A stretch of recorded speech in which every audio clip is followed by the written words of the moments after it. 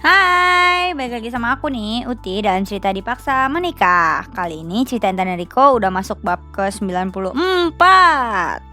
Mau tahu lanjutan ceritanya nggak? Dengerin bareng-bareng yuk.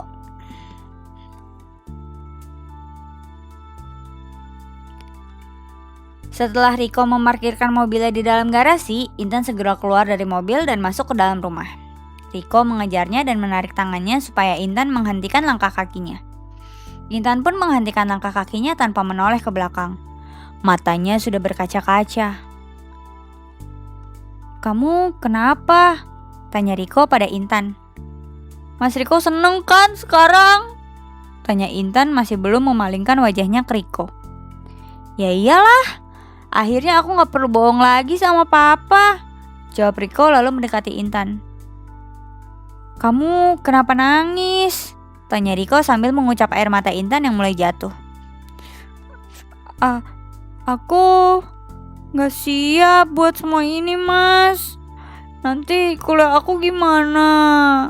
Aku malu kalau kuliah dengan perut aku yang gede. Jawab Intan sambil menangis. "Kamu mau kuliah atau enggak?" tanya Riko serius pada Intan setelah mengajaknya duduk di sofa ruang tengah. "Ya iyalah, itu kan cita-cita aku dari dulu, Mas. Semuanya jadi hancur gara-gara aku nikah sama Mas Riko," balas Intan kesal. "Hei, sini dengerin dulu. Aku tuh gak pernah ngancurin hidupmu. Aku ngebiarin kamu ngelanjutin sekolah dan kuliahmu.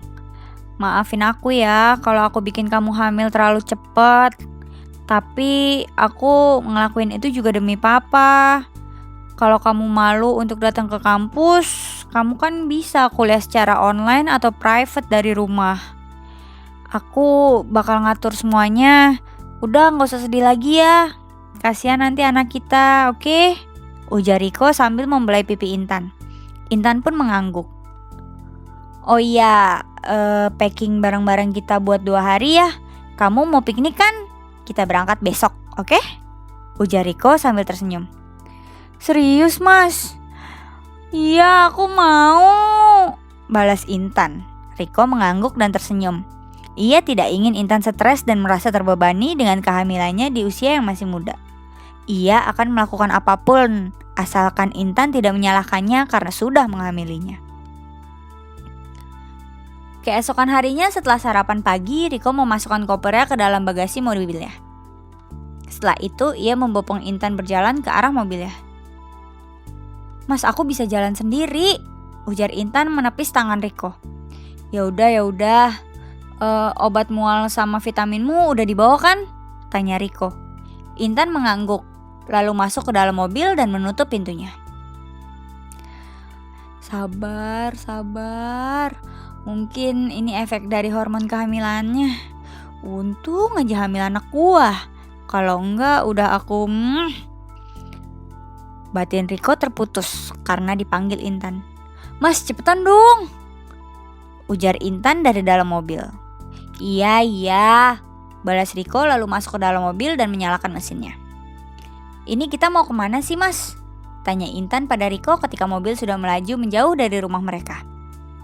"Udah, lihat aja nanti, kamu juga bakal tahu sendiri," jawab Riko sambil tetap fokus mengemudi.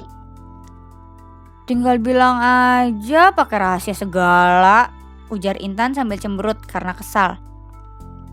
Sebelum menuju ke lokasi, Riko membelokkan mobilnya ke supermarket untuk membeli beberapa bahan makanan. "Nih kita ngapain kesini, Mas?" tanya Intan bingung.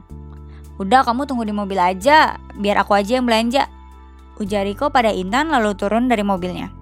Intan memonyongkan bibirnya karena Riko tidak menjawab semua pertanyaannya dari tadi. Setengah jam kemudian, Riko sudah kembali dengan membawa 2 kresek besar belanjaan di masing-masing tangannya. Setelah duduk di kursi kemudi, Riko memberikan es krim cup kepada Intan. Tentu saja Intan menerimanya, karena es krim juga salah satu makanan favoritnya.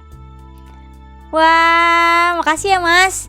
Tahu aja nih kalau aku lagi kepanasan," ujar Intan setelah menerima es krim dari tangan Riko dan membuka tutupnya. "Iya, udah cepetan dihabisin, nanti keburu meleleh," balas Riko.